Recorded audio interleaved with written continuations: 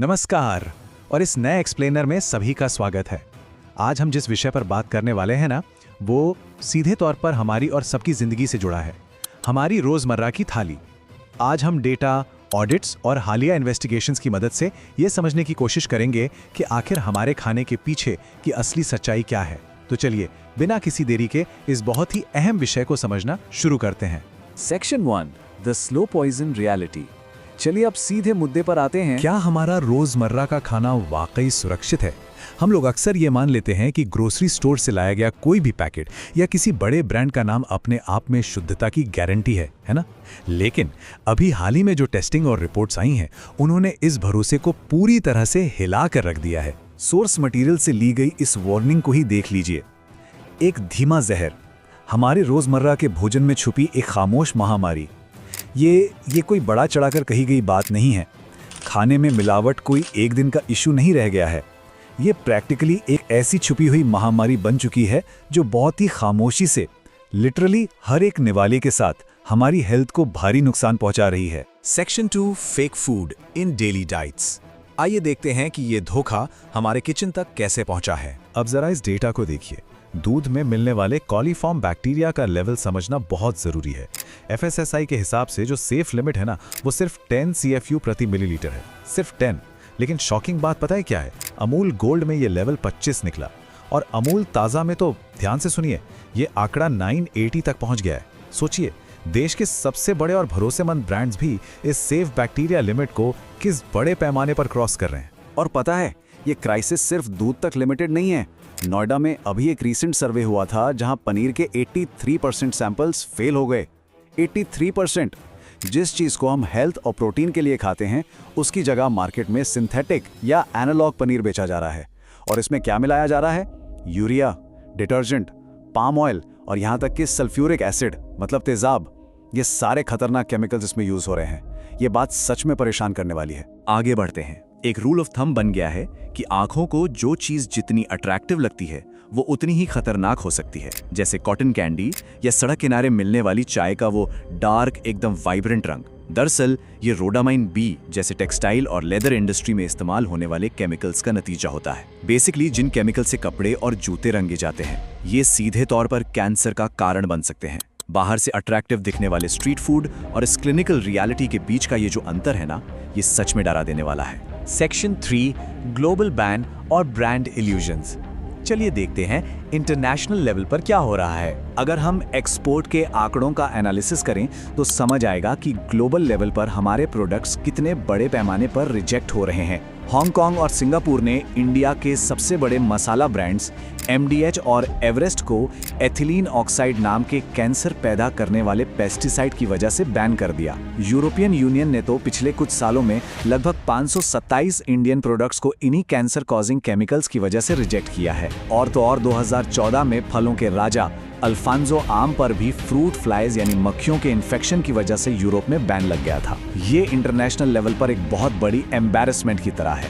इसके साथ ही ना मल्टीनेशनल कंपनियों के डबल स्टैंडर्ड्स भी बिल्कुल साफ नजर आते हैं। उदाहरण के लिए नेस्ले का जो सेरेलैक इंडिया में छोटे बच्चों को बेचा जाता है, उसमें अलग से चीनी यानी एडेड शुगर मिलाई जाती है। लेकिन एग्जैक्टली वही प्रोडक्ट जब यूरोप में बेचा जाता है तो उसमें 0 एडेड शुगर होती है। सोर्स मटेरियल बिल्कुल क्लियरली दिखाता है कि कैसे ये बड़े ब्रांड्स लोकल लेवल पर मौजूद ढीले नियमों का पूरा फायदा उठाते हैं और एक ही प्रोडक्ट का अनहेल्दी वर्जन हम इंडियन कंज्यूमर्स को बेच देते हैं। Section 4, the FSSAI system failure. यहाँ हम अपने रेगुलेटरी सिस्टम की बात करेंगे। थोड़ा हिस्ट्री में पीछे चलते हैं। 4वीं शताब्दी ईसा पूर्व में कौटिल्य के अर्थशास्त्र में मिलावट के लिए बहुत सख्त जुर्माने तय थे। फिर 14वीं शताब्दी में खिलजी के टाइम पे इसके लिए फिजिकली गंभीर सजा दी जाती थी। लेकिन जब 19वीं सदी आई, ब्रिटिश काल के दौरान, तो कानून बहुत भेदभावपूर्ण और ढीले हो गए, क्योंकि उनके लिए ये जगह सिर्फ एक डंपिंग ग्राउंड थी। और इस लंबे हिस्टोरिकल बैकग्राउंड के बाद आखिरकार 2006 में मॉडर्न फूड सेफ्टी को रेगुलेट करने के लिए FSSAI बनाया गया। लेकिन अब सवाल ये है कि FSSAI काम कैसा कर रहा है? 2017 की ऑफिशियल कैग ऑडिट रिपोर्ट ने इस पूरे सिस्टम की असलियत दिखा दी। रिपोर्ट के मुताबिक FSSAI ने बिना किसी फिजिकल इंस्पेक्शन के ही बिजनेसेस को सेफ्टी लाइसेंस बांट दिए। और तो और उनकी लैब्स में मॉडर्न टेस्टिंग इक्विपमेंट तक नहीं थे। ये फैक्ट्स सिस्टम के अंदर बैठे इंस्टीट्यूशंस की इनकम्पिटेंस को निष्पक्ष रूप से सामने रखते हैं। अब जरा इस नंबर पे गौर कीजिए, आधे अधूरे नहीं, पूरे 38,000। ये कोई छोटा मोटा नंबर नहीं है, ये सिर्फ एक साल यानी 2022-23 में देश भर में रिकॉर्ड किए गए फूड अडल्ट्रेशन यानी खाने में मिलावट के कुल केसेस का आंकड़ा है। एक साल में इतने केसेस, ये दिखाता है कि ये प्रॉब्लम ग्राउंड लेवल पर कितनी मैसिव हो चुकी है। लेकिन उन 38,000 केसेस में से सजा कितनों को मिली? सिर्फ 517। नंबर सुनने में भी अजीब लगता है ना, 38,000 मामले और सजा सिर्फ 517 लोगों को। ये शॉकिंगली लो नंबर हमें बताता है कि इतने सारे मामले पकड़े जाने के बावजूद दोषियों को सजा मिलने का जो रेट है वो लगभग 0 के बराबर है। अगर इसकी तुलना हम दूसरी कंट्रीज से करें तो डिफरेंस और भी चुभने वाला है। इंडिया में मिलावट के लिए पेनल्टीज बहुत माइनर है और आसानी से बेल मिल जाती है। उसके ठीक ऑपोजिट 2008 में जब चीन में दूध में मिलावट का बड़ा केस सामने आया था तो वहां के दोषियों को तुरंत और एक्सट्रीम सजा दी गई, यहां तक कि डेथ पेनल्टी भी। सजा का डर ना होना बेसिकली हमारे सिस्टम की जवाबदेही में कमी का एक बहुत बड़ा कारण है। वैसे असली जवाबदेही कैसी होनी चाहिए, इसका बेस्ट एग्जाम्पल है जापान का पॉजिटिव लिस्ट सिस्टम। ये एक ऐसा स्ट्रिक्ट फ्रेमवर्क है जिसमें 800 से ज्यादा सेफ पेस्टिसाइड्स की प्रॉपर लिस्ट बनी हुई है। अगर किसी फूड प्रोडक्ट में इन स्टैंडर्ड्स का 1%, सिर्फ 1% भी डेविएशन मिलता है ना, तो पूरा का पूरा प्रोडक्ट तुरंत रिजेक्ट कर दिया जाता है। ये क्लियर करता है कि एक हाईली फंक्शनल और accountable food safety system actual में कैसा होता है। Section 5, how to protect ourselves. अब बात करते हैं कि हम आखिर क्या कर सकते हैं। तो चलिए कुछ प्रैक्टिकल स्टेप्स देखते हैं। एक स्मार्ट कंज्यूमर बनने के लिए हमें खुद जिम्मेदारी लेनी होगी और न्यूट्रिशन लेबल्स पढ़ना सीखना पड़ेगा। पहला स्टेप, पैकेट पे एग्जैक्ट सर्विंग साइज जरूर चेक कीजिए। दूसरा, माल्टोडेक्स्ट्रिन या डेक्सट्रोज जैसे नाम ढूंढिए, ये बेसिकली हिडन शुगर होते हैं। और तीसरा, जिन प्रोडक्ट्स में सैचुरेटेड या ट्रांस फैट ज्यादा हो उन्हें अपने कार्ट में मत डालिए।